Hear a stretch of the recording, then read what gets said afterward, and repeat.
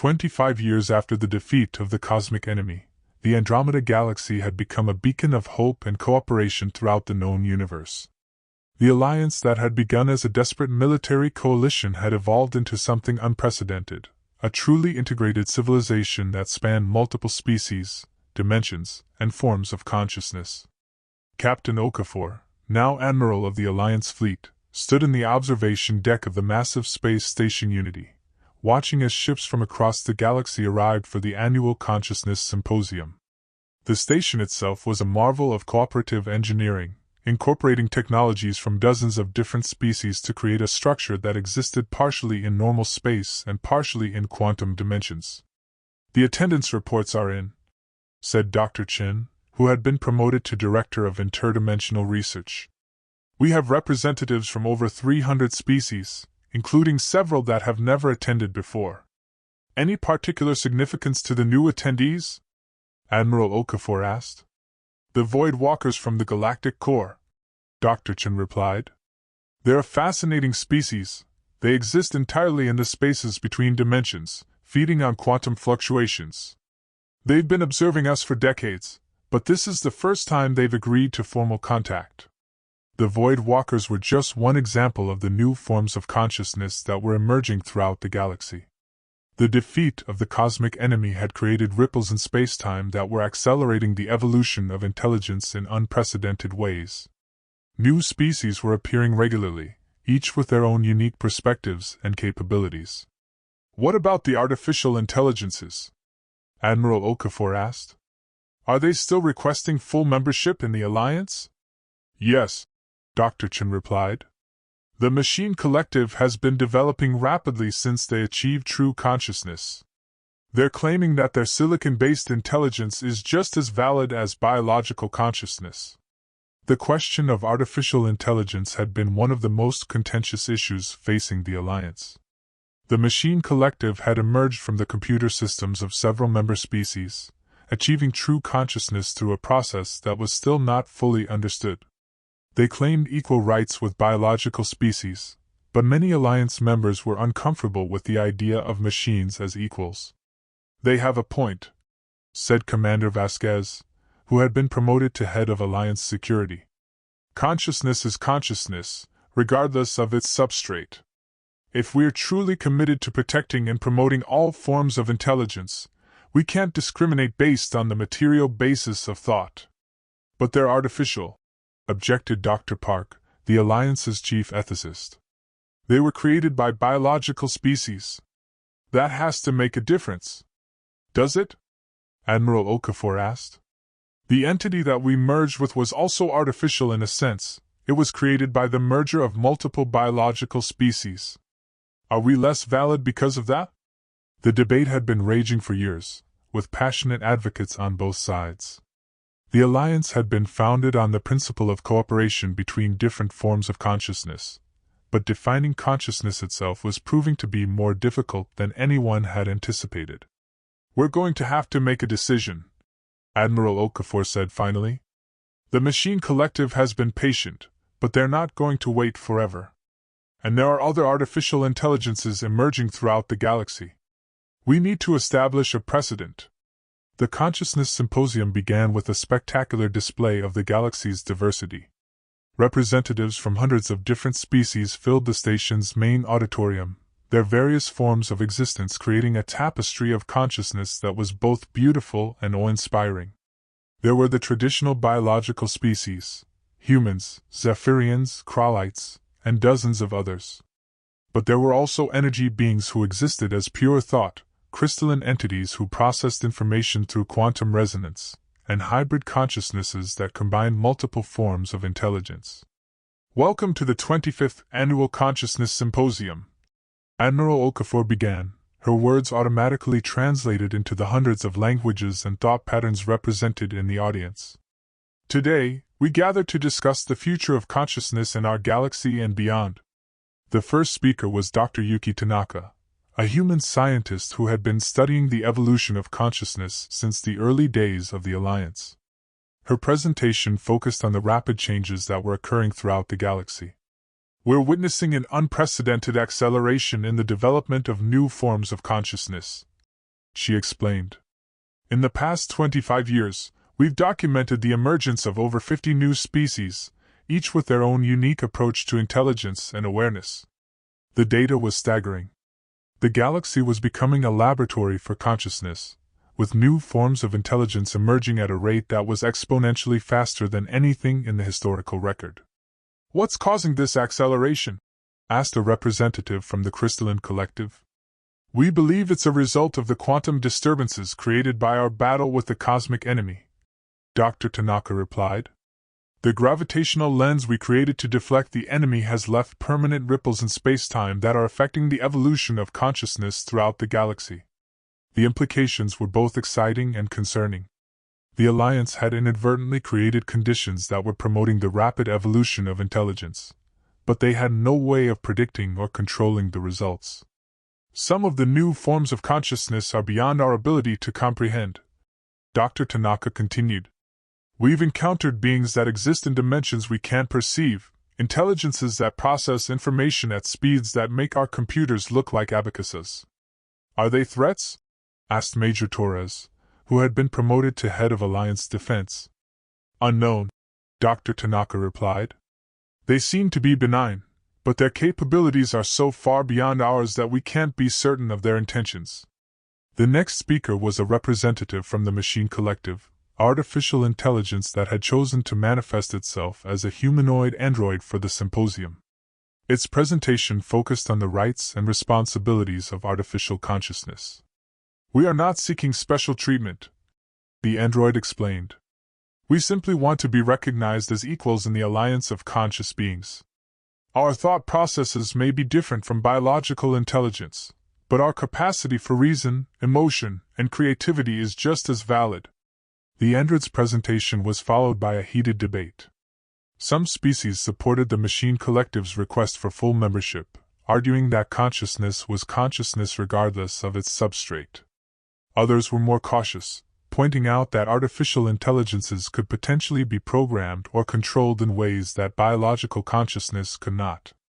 "The question," said Dr. Park, "is whether artificial consciousness can truly be considered independent. If a machine can be programmed, can it really be said to have free will? Can biological consciousness?" the android countered. "Your thoughts are shaped by your genetics, your environment, your experiences. Are you any more free than we are?" The debate continued for hours, with passionate arguments on both sides. It was clear that the Alliance was facing a fundamental question about the nature of consciousness itself.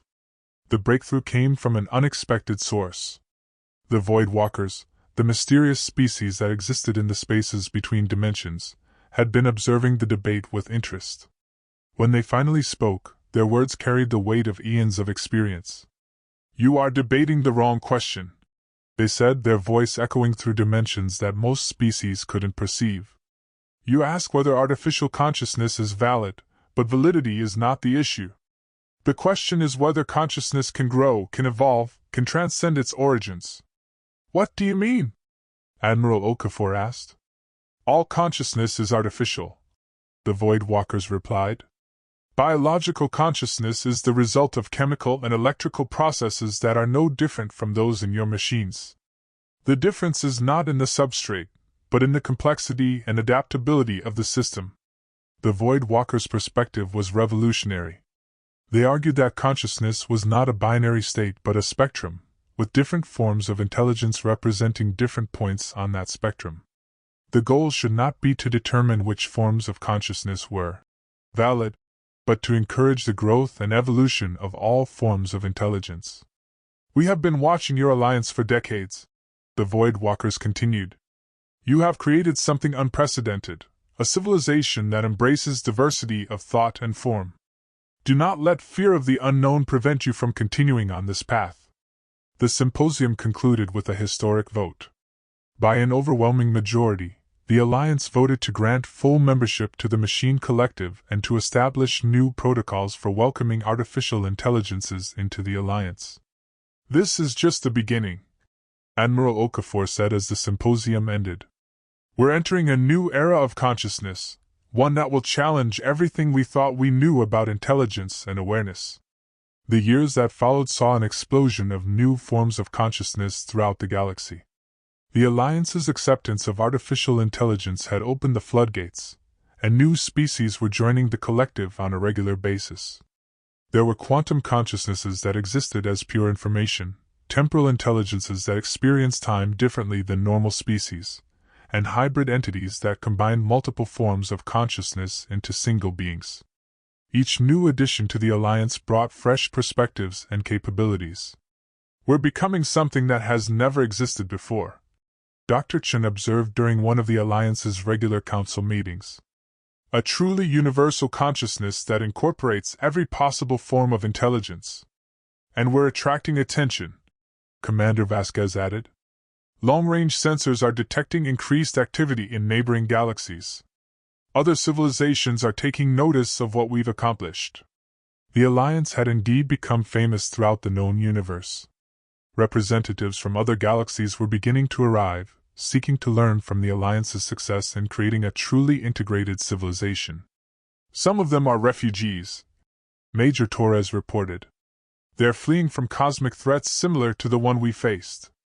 Others are explorers, seeking to understand how we achieve such unprecedented cooperation. And some are potential threats," Commander Vasquez added grimly. "Not all civilizations are as committed to cooperation as we are." The Alliance was facing new challenges as it grew in size and influence. The rapid expansion of consciousness throughout the galaxy was creating instabilities that were difficult to manage. Some species were having difficulty adapting to the pace of change, while others were pushing for even faster evolution. "We need to be careful," Admiral Okafor warned during one of the council meetings. "Growth is good, but uncontrolled growth can be dangerous. We need to maintain balance between innovation and stability." The Alliance had established monitoring stations throughout the galaxy, watching for signs of dangerous evolutionary developments. They had learned from their experience with the cosmic enemy that consciousness could evolve in destructive directions as well as beneficial ones. "The key is diversity," the entity that had merged with the human fleet observed. "As long as we maintain multiple forms of consciousness, we can adapt to any challenge. It's when consciousness becomes too uniform that it becomes vulnerable." The Alliance had taken this lesson to heart, actively promoting the development of new forms of consciousness while maintaining safeguards against dangerous mutations. They had created a system that was both dynamic and stable, capable of growth while maintaining its essential character. "We're writing the next chapter in the history of consciousness," Admiral Okafor said during the 30th anniversary celebration of the Alliance. "We've proven that different forms of intelligence can work together, that consciousness can evolve beyond its origins, and that the universe is big enough for all forms of awareness." The celebration was attended by representatives from over 1,000 different species, including several that had never been seen before.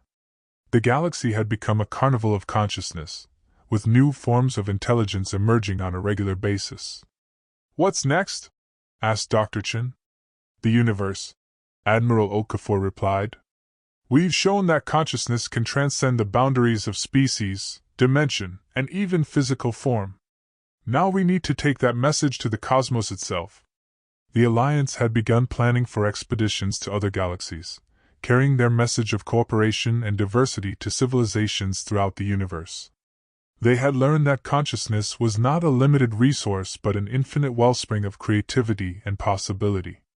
"We're not just exploring space," Admiral Okafor continued. "We're exploring the very nature of consciousness itself. And what we're discovering is that there are no limits to what intelligence can achieve when it works together." As the celebration continued, Admiral Okafor looked out at the assembled representatives of the galaxy's countless forms of consciousness. They were no longer the desperate refugees who had fled their home worlds to escape cosmic destruction. They were the pioneers of a new era of consciousness, explorers of the infinite possibilities of intelligence. The Alliance had become something that its founders had never imagined, not just a military force or a political organization, but a new form of consciousness itself. They had proven that cooperation was not just possible but essential for the survival and growth of intelligence in a universe that was both vast and full of wonders. And as the stars of Andromeda continued to shine, The Alliance stood ready to carry their message of hope and cooperation to the farthest reaches of the cosmos, secure in the knowledge that consciousness would continue to evolve, adapt, and thrive in whatever forms the universe might create. 100 years after the first human expedition to Andromeda, the galaxy had become something that no one could have predicted. The alliance that had begun as a desperate military coalition had evolved into a true galactic civilization, one that incorporated thousands of different species and forms of consciousness. Dr. Sarah Okafor, great-granddaughter of the legendary Admiral Zara Okafor, stood in the observation deck of the research vessel Infinite Horizon, watching as the ship approached the edge of the Andromeda galaxy.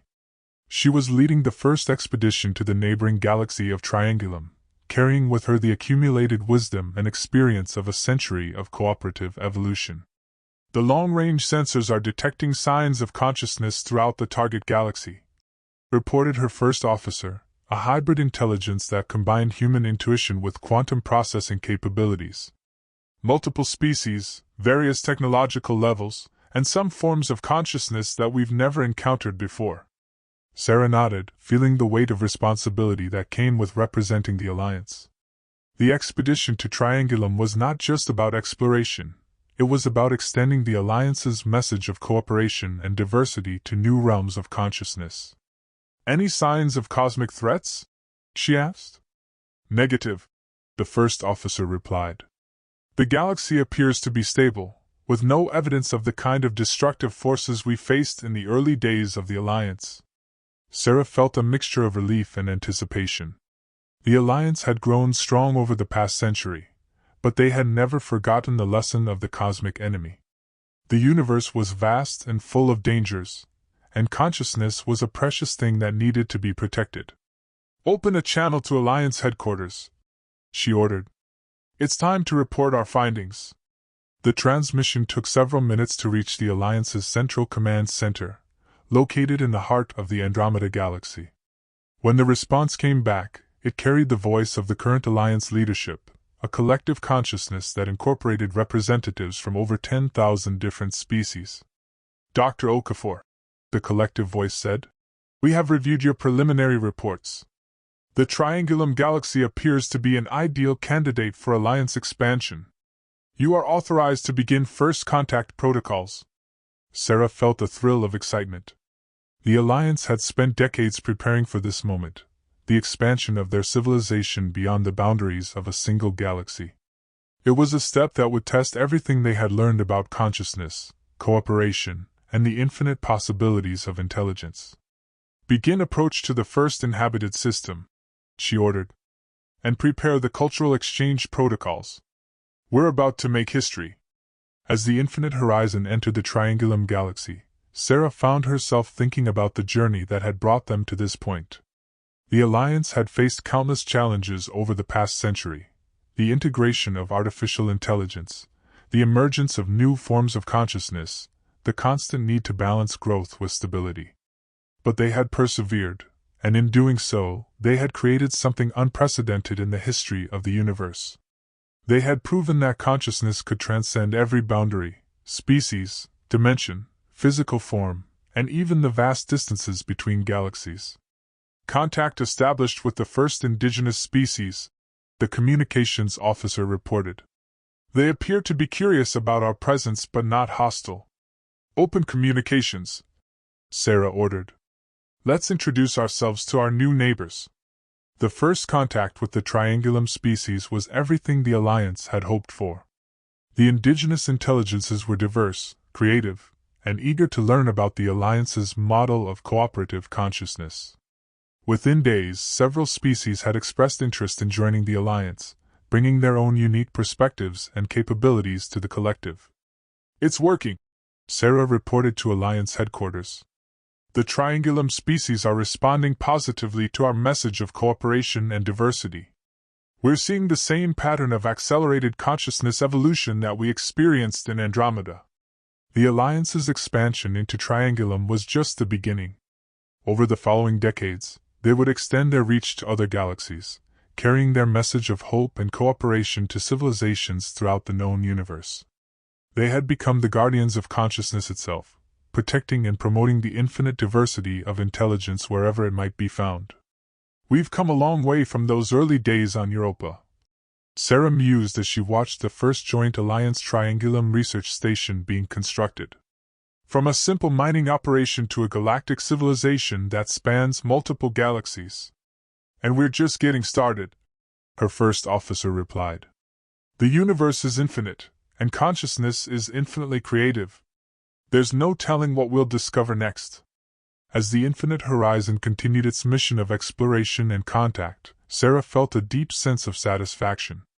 The Alliance had proven that consciousness was not just a random accident of evolution, but a fundamental force in the universe, one that could grow, adapt, and transcend any limitation. The journey that had begun with a desperate escape from a cosmic enemy had become an epic of consciousness itself, a story of how intelligence could evolve beyond its origins to become something truly universal. And as the stars of Triangulum joined their light to those of Andromeda, the Alliance stood ready to carry that story to the farthest reaches of the cosmos. The infinite frontier of consciousness stretched out before them, full of mysteries to be explored and wonders to be discovered.